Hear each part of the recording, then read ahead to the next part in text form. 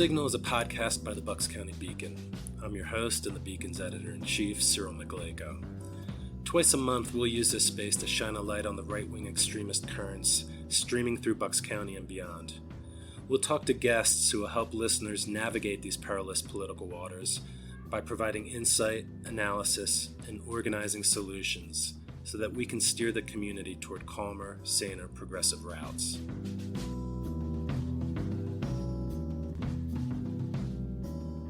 If the Bucks County Beacon is going to be here for the long haul and save the area from becoming a news desert where extremism and authoritarianism flourishes, we need the community to invest in our independent media project so that we can continue to produce this podcast and publish news, analysis, and progressive opinion daily on our website. Go to buckscountybeacon.com/support-the-beacon and become a monthly sustainer today.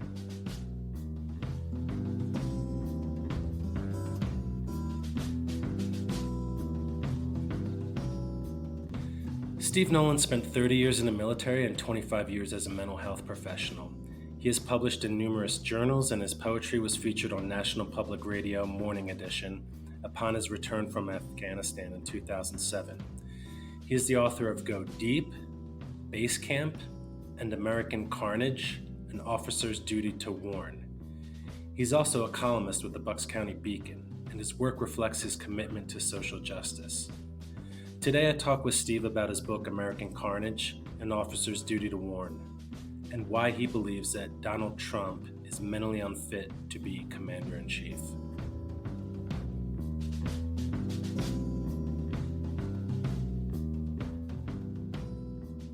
Hi, Steve. Welcome to The Signal. Hey, Cyril. Thanks for having me.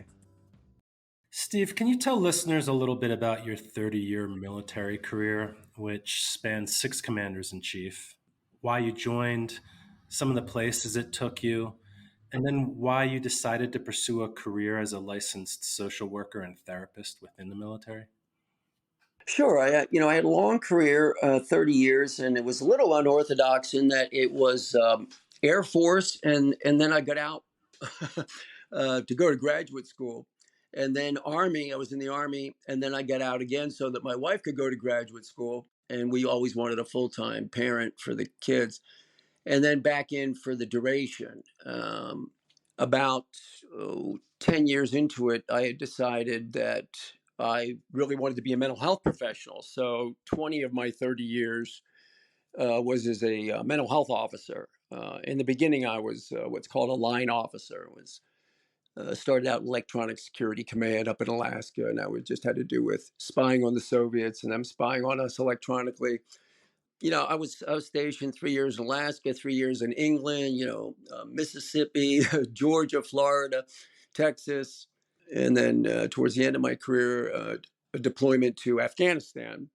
And then also I was stationed in Washington and Charleston when I was the chief of mental health for an Army prison at Fort Lewis, Washington, and the chief of mental health for Charleston Naval Brig in Charleston, South Carolina. So again, that's relevant because a lot more experience with personality disorder. But I dealt with this actually it's the most serious mental illness of all. Most people think it's schizophrenia, but it's also the least known mental illness, that's kind of what we're up against. It's a shame because nobody knows anything about this particular malady. The military certainly does, and that's why it's an instant discharge from the military unless you're going to Leavenworth or prison for crimes already committed. But we can get into that later. But yeah, it was a long career. I'm very proud of my service. I'm very proud of all the troops that we were able to help get better with depression, anxiety, marital problems, combat stress, PTSD, all that.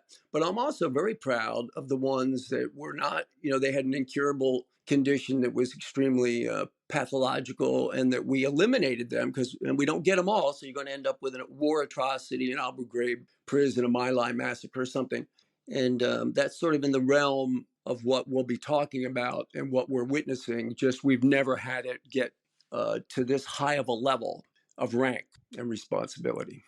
In August 2020, you published the book American Carnage, An Officer's Duty to Warn readers that then President Trump was unfit to serve as Commander-in-Chief, so much so that he was an existential threat to our democracy, if not the gravest existential threat to our democracy. First, was there a certain point or moment when you immediately knew or recognized this about Trump and knew that you needed to write this book? Yes, it actually happened very early on. Some of my colleagues who were mental health professionals, of course, picked up on it. But Senator Jeff Flake and Senator John McCain proved that you did not have to be a mental health professional to pick up on how severely abnormal this was. And the one that Senator Flake, picked up on and gave a wonderful retirement speech was the pathological lying. And of course, any soldier, sailor, Marine, airman that just lies all the time to their sergeant, you can imagine your career is not going to last long. In fact, I would say that there isn't any job in America, like flipping hamburgers at McDonald's or anywhere, where you can just lie to everybody all the time and you keep your job.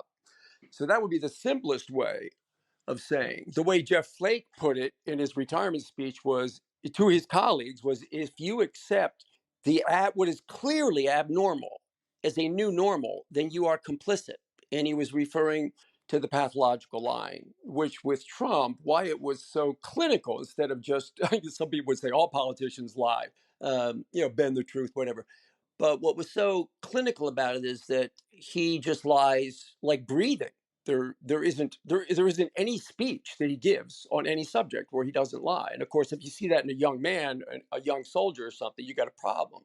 So yeah, it was identified very early. And then the thing that sort of confirmed it is when he started to turn on our own institutions that we rely on and always have: CIA, FBI, Justice Department, the military itself, where everybody else is somehow part of a deep state or a hoax or whatever it is. They're all against Donald, but not him. And that's very much like these pathological young men that I had a lot of experience with, particularly sex offenders. They're sort of notorious for the types of easy lies that are really confessions, but they don't know they're confessing to anything. They're just shooting off at the mouth and saying whatever they want. You begin the book with diagnoses for narcissistic personality disorder and antisocial personality disorder. How does Trump check these boxes? And can you highlight some of the examples from your book and how they apply? Yeah, I'll try to give you a shortcut because I really wouldn't want to waste a lot of time going through the whole list. I would want anyone to take the time to go through the criteria of narcissistic and antisocial.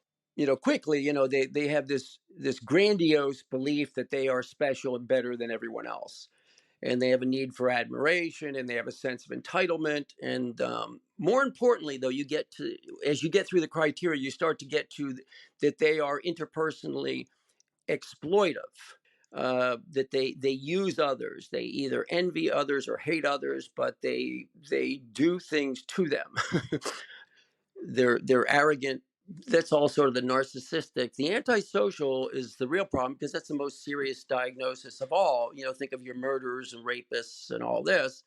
There you have a failure to obey rules and laws, and they're deceptive and they're manipulative. They lack remorse, is what the DSM is going to tell you. I can tell you from years of experience, it would be better to say they're not capable of remorse, regret, guilt, all these normal human behaviors. These things are incurable. This is an ingrained pattern of behavior and personality that's not fixable. So, in other words, in the military, we have lots of young men can get in trouble and do bad things or even break the law. But if you subject them to discipline, if they can turn around, anybody can turn over a new leaf, like the old expression. If they're not a personality disorder, if they're personality disorder, this is a permanent, incurable condition, which is why we have a separate psychiatric discharge from the military, because no amount of corrective measures or discipline is going to change it. I urge anyone to read all the criteria. The lists are a little long, but a cheat sheet, a real shortcut, is that they lack sympathy, they lack empathy, they're pathological liars, and they don't know right from wrong. They do not choose right over wrong, even if they can figure out what is right and what is wrong, because for their psychic structure, anything that's against them is wrong and anything that helps them is right. That's their version of right and wrong. And I think you can see what could go wrong with that kind of a character. It used to be called character disorder in the DSM. I wish they'd never changed it. Personality disorder, I think, is more confusing. Character disorder was more descriptive because they do not have the proper character, or as NASA would say, the right stuff, but in the military, the right stuff to put them in a combat zone. Otherwise, they're going to commit Geneva Conventions violations. And in fact, if you follow the thread, to skip ahead a little bit here, you'll see that Trump actually declared that the Geneva Conventions ties the hands of our military. That was a public, unrecanted statement. And he pardoned a war criminal, invited that war criminal, that Navy SEAL, to his private home and hailed him as a warrior. The pathology with Trump on each and every subject, you can see, you can follow the thread. And it's completely abnormal. It's completely unprecedented. And it's completely clinical. Could you give a few examples of Trump and his expressions of these narcissistic and antisocial disorders? I mean, just a few, because hopefully people are going to go to their local bookstore and pick up a copy of American Carnage and Officer's Duty to Warn. But just to tease out a few of the examples that you highlight. Yeah, and I hope people do read it because I tried to make it a simple read. It's not a long book. I tried to get a lot into it, and it's written completely from a military and clinical point of view. In other words, it's not my opinion. In fact, even in this interview, if you think I'm giving my personal opinion, stop me and I will either apologize to you for doing it or I will show you how it's not a personal opinion. It's a professional military or clinical opinion, or it's already American history.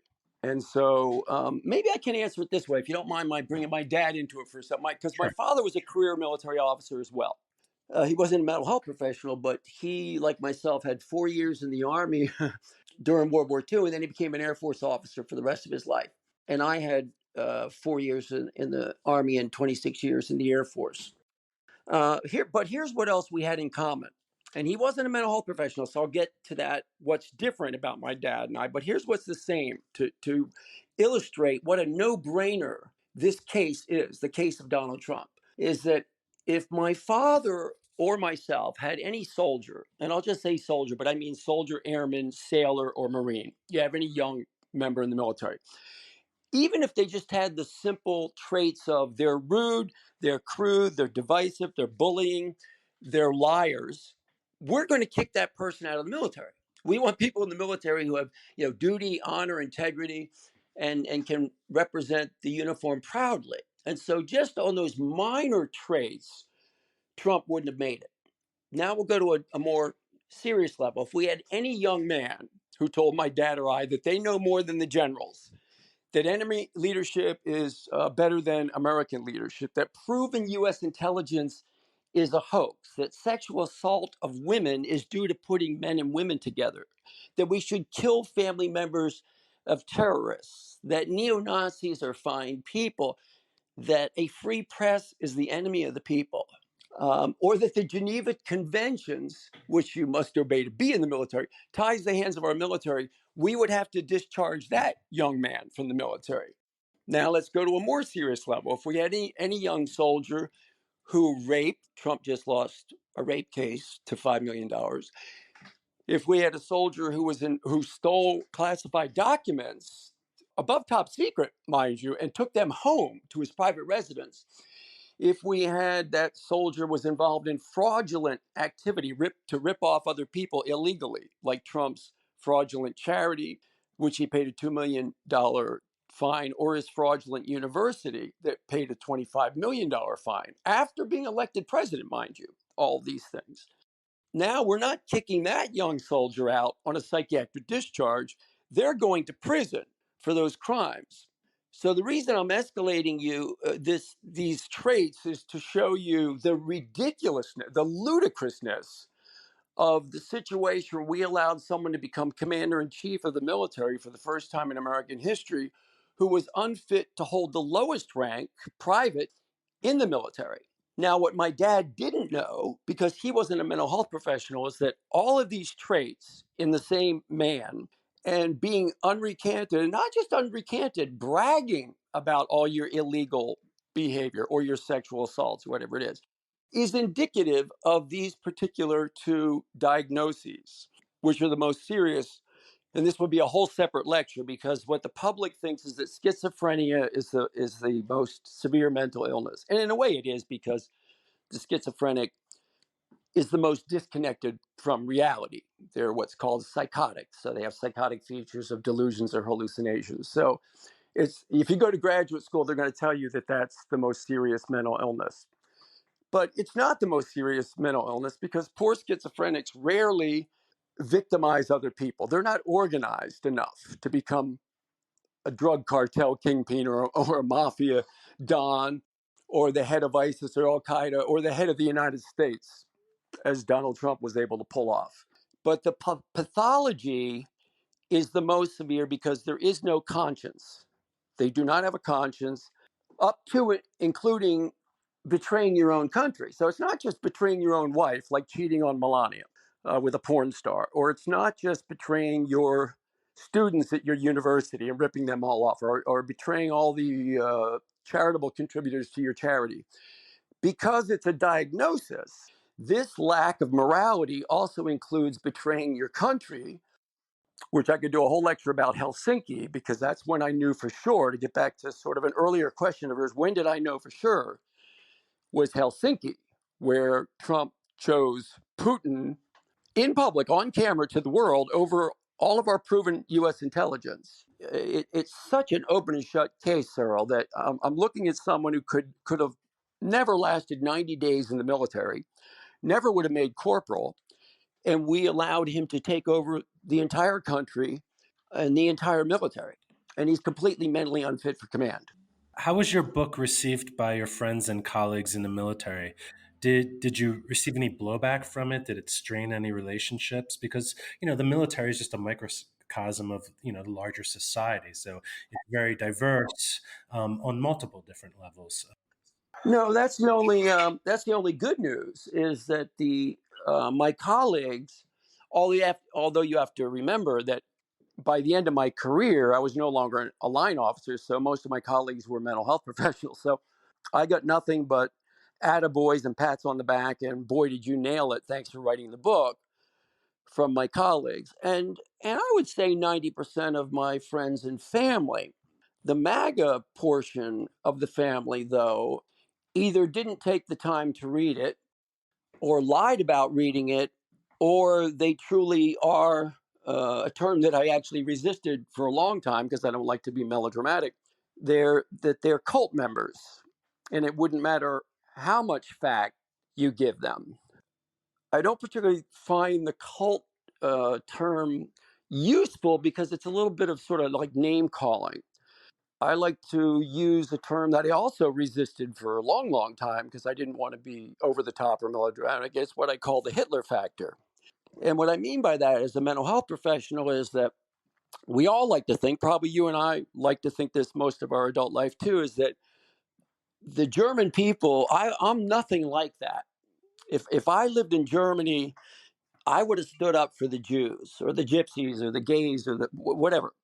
I never would have gone along with that.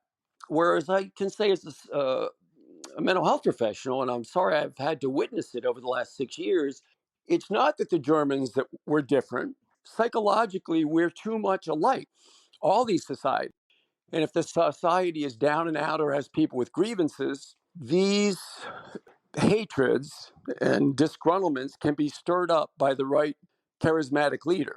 In fact, Madeleine Albright, our former Secretary of State, wrote a brilliant book simply called Fascism, where she illustrates this person by person by person: Mussolini, Hitler, Stalin. She ends with Trump. What's fascinating about it is even some of the terminology was borrowed. For instance, Mussolini said he was going to Rome to drain the swamp. But these old Nazi techniques of just repetition. Doesn't matter how big. Well, Goebbels said something about the bigger the lie, the easier it's believed. It seems counterintuitive, but unfortunately, it happens. So 74 million people voted for the first mentally ill president, provably mentally ill, in our history.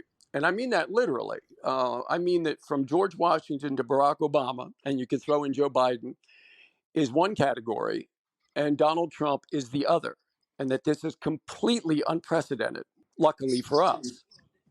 Has Trump's first election and then, the 74 million votes he received in 2020, when he lost to Joe Biden, and the seemingly clear path that he seems to have right now if he stays out of jail, to the Republican nomination in 2024, has any of this shaken your faith in electoral democracy in this country? Well, yes, yes and no. I'm the eternal optimist, but yes, I am very disappointed that it's gone this far. I never considered myself a naive person. I always thought I had a lot of street smarts, and certainly as an Afghanistan veteran, I've seen a lot and been around the block a few times. But no, I never could have imagined that we could have what I would call open and shut cases. The Mueller investigation, the House and Senate reports on Russian cyber warfare, the first impeachment and the second impeachment. They're all absolutely open and shut cases of guilt. As far as I'm concerned, only Adam Kinzinger, Liz Cheney, and Mitt Romney, three people in a whole party, lived up to their oath of office. And that I couldn't have imagined in a million years. And it's frustrating to talk to politicians, but two Pennsylvania congressmen who have tried to say, it's just politics, Steve. It's not just politics. They're talking, when they say this to me, they're talking to a man who spent my entire adult life around people, mostly young people, willing to give their life for their country. And I saw some of them did just that, or limbs. And these politicians are saying they can't risk re-election. They're so afraid of the base. And they have no idea the confession of cowardice that is to say that to me with a straight face. We're not asking them to storm the beaches of Normandy or Iwo Jima. All we're asking them to do is tell the truth to the American people. And that I was naive about. What I'm optimistic about, the women of America, the youth of America, I think will save us. Feedback I get from within the military is it's still holding. And I can see why, because it's all about leadership. And we have had great, great leadership. That's what saved us. Mattis and Mark Milley, Lloyd Austin. Right now, we have great secretaries of defense and chairman of the Joint Chiefs of Staff. But we're at a tipping point. How long can they hold that cross section where you had Trump basically spouting the strategic objectives of Putin while president? So, like I mentioned before, your book was published in August 2020. That was obviously before the election, the then January 6th, 2021 insurrection and attempted overthrow of democracy. And Trump's now four criminal indictments, in addition to like a litany of other, statements, actions, etc. What more have you learned over the past 3 years since you published your book? I've learned a lot, but it's all the same. It's all the same pathology. It's just that it doesn't matter whether we're talking about something trivial, and I'm not being glib. None of this is really trivial, but what I mean is that Trump, like anybody who's antisocial narcissist, they're completely consistent. They have a completely consistent history. So whether we're talking about way before he was a politician, he did an Access Hollywood interview, and they asked him who his baby daughter took after, his mother or Donald. And his answer was, this was to a guy named Robin Leach in Lifestyles, the Rich and Famous, is that she's got her mother's legs. Whether she develops her big breast or not remains to be seen. That was an early indication, because that answer is so sexually deviant that I would challenge you, and I think I'm right. There is no male you've ever met. You don't have a friend, you don't have an uncle, you don't have a brother, a father, a grandfather, whoever could answer that question, who does the baby take after? And that they would answer, it remains to be seen if she gets her mother's big breasts. It's a completely sexually deviant answer. Now, that it's trivial in the sense that's not colluding with the Russians. That's not trying to overthrow our government. But the same mind, you can follow the thread. In a Playboy interview, he was asked about the Tiananmen Square massacre, where thousands were slaughtered, young college students, young female college students bayoneted to death and everything. And Trump's answer to Playboy in 1991 was the Chinese government almost blew it, but then they put it down with strength. America's not strong anymore. These are things I did put in my book to show this thread. That's not just a slightly bizarre answer. It's completely off the scale of any politician you've ever heard. We don't praise, and the thread just continues. He congratulated communist leaders on illegal elections. He fell in love with one of the biggest human rights monsters on the planet. He said Putin was a genius for invading Ukraine. What's frustrating for me is that all of these things are consistent with this diagnosis. And here I am 6 years later, still throwing spaghetti against the wall, trying to get politicians, because I keep lobbying leaders, because this has to come through leadership. If they would only allow themselves to get a tutorial on that this is a very consistent diagnosis that we wouldn't allow an 18-year-old to have. And the thread never stopped to the point where, he plots a coup. And our attorney general, now thank God we were saved by a few men, all Republicans, by the way, two men in particular, William Barr, our attorney general, who told the president that there was no election fraud of any significance, and he looked in all 50 states. Trump would not go along with that, so he resigned. That's American history. That's why I say none of this is my opinion. Part of American history is our attorney general resigned his job rather than be part of a coup. And then our vice president, Mike Pence, also refused to succumb to the pressure of doing something illegal, and he counted the vote, the legal vote. Otherwise, I don't know what we would be facing. The only good thing about sex offenders and all personality disorders is that logic and reasoning breaks down for them so that they actually confess to their crimes. Unfortunately, lawyers don't know this. It's a mental health thing.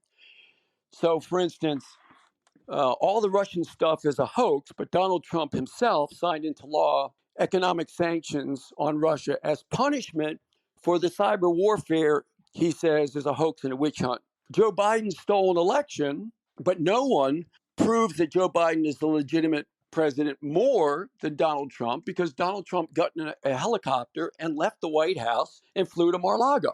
So the logic and reasoning breaks down, because no one would have had a greater responsibility not to let a fraud take your job and you run away and abandon your post than Donald Trump. And again, what makes him mentally ill is he's never stopped. To this day, if you were interviewing him instead of me right now, he would still be saying he won the election, and by a landslide. The narcissists love to throw in the the superlative. So he not only won the election, he won by a landslide, but at the same time he was telling his supporters to fight like hell. He ran away to Mar-a-Lago and let the job go to the next guy, which was the absolute proof that Joe Biden was president. They do this with everything. And rapists and pedophiles are famous for this. They interview a certain way where logic and reasoning breaks down, but they don't know it. That's the only thing. This is how he lost this rape case. This Jean Carroll was awarded $5 million. I turned to my wife and said, how the hell did she win that case? Women never win cases, particularly ones that are years old, when they have no witnesses and no physical evidence and all that. It's the deposition. The lawyer who deposed him, who was also young and attractive, knew exactly what she was doing. And he just talked and talked and talked till he did everything, including flirting with her, that proved what he was to a jury of our peers. I have to be hopeful that these four pending cases, that something ends up with a conviction, because they're all open and shut cases, just like when I had SCI clearance, which is above top secret, for a short period of my career in Alaska. If I could tell you, Cyril, if I took even one piece of paper home, if I didn't end up in Leavenworth, at least it would have been the end of my career the next day. This is how all these things are no-brainers. His guilt is overwhelming in every one of these cases. You're not just looking at guilt like Richard Nixon. Richard Nixon was not mentally ill, and that's why his response to getting caught was completely normal. He got squirrely and nervous, and oh, geez, the jig is up. And his Republican leaders marched down to the White House and told him, you got to resign. And he did. Only this particular pathology would even think of, well, no, everyone else is corrupt. The FBI is corrupt, the CIA, the military, the department, they're all part of a deep state against me. Now, the idea that you could sell that is what's so scary. But he has sold it. We are divided. So let's just say that justice is served. Trump is convicted and is sentenced to prison. Are you worried that Trumpism will outlive Trump? I mean, if you look right now at the Republican primary, I'd say probably about 80% of them, are trying to out MAGA the other. They've promised to pardon January Sixers, as well as Trump. Never mind Trump's grassroots support within the Republican Party, which is undeniable. So, will his legacy live on? And will Trumpism continue to threaten the health, if not the existence, of democracy, even if we see this man behind bars? No, I don't think so. I don't think it will outlive him because people used to try to say to me, even a few military people who should have known better, that it doesn't matter if you get Osama bin Laden because if you kill him, just some other lieutenant's going to take over Al Qaeda and we're still going to have the same problem. And I disagreed with that. I said, no, not everybody has the same charisma and leadership abilities. You need to cut off the head of the rattlesnake and see what happens. And I'm a big believer in you must get the leader. There's a difference between Hitler and Goebbels. There's a difference between Trump and DeSantis. When Trump is gone, and he needs to be gone, otherwise he's a constant national security threat. And so he needs to go to jail at a minimum for us to have any national healing. You need to have a national remedy for a national tragedy. We needed John F. Kennedy's funeral to heal as a nation. We need to see, there needs to be that visual of Trump going behind bars for the healing to begin. Finally, Steve, in addition to voting, like what else do you recommend, people do to help fight for and preserve American democracy? All of us can do what we can do. So obviously you got to vote because there is a plan, and it's a very thought out plan by the right. People need to get involved locally, and that means going to your school boards and addressing all of the unconstitutional, un American agenda that's being pushed on our kids or taken away from our kids, if you will, like slavery taught slave skills and things like this that they're trying to incorporate in Florida. But it's a nationwide strategy of attacking what they call wokeism. And these are interesting strategies they use and interesting words that they turn backwards. They took a term that we used to think of, being awake, getting awakened, and they've used it as an attack slur.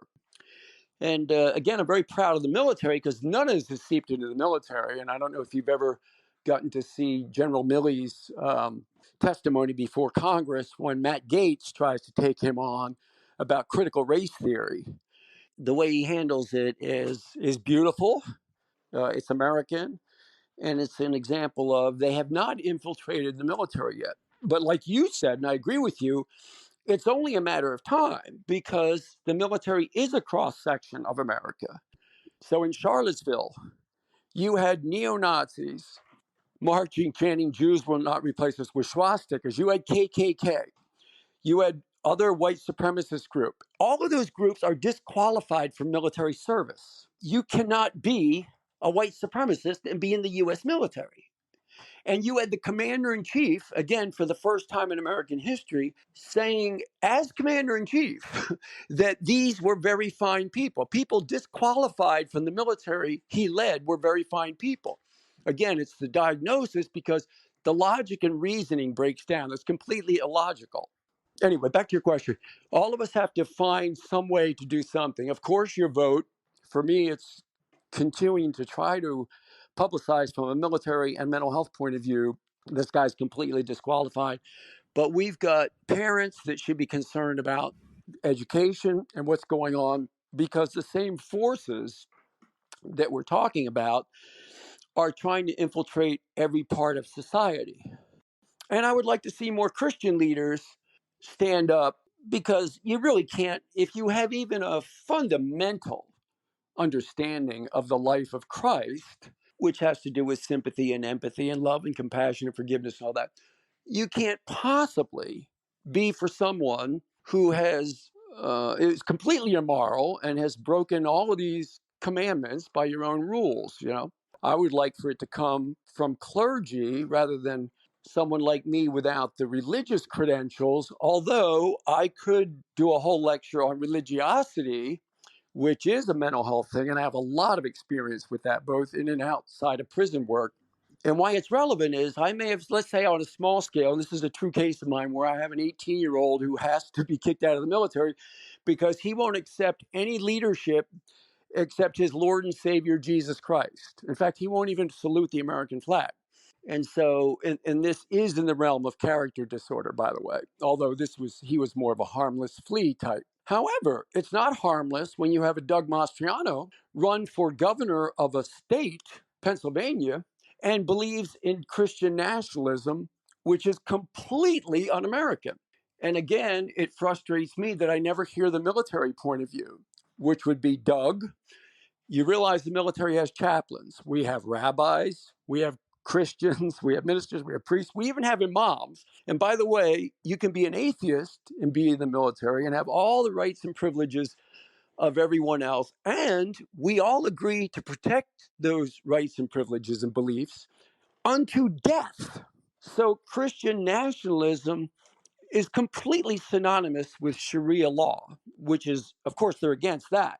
So it's completely un-American and against the First Amendment. But I don't hear the pushback that I want to hear on these issues. Yeah, and again, I think I think we're starting to see it, but the media for multiple reasons is not doing a good job reporting it, whether it's because local news is being decimated, or just even internal or not even subconscious biases.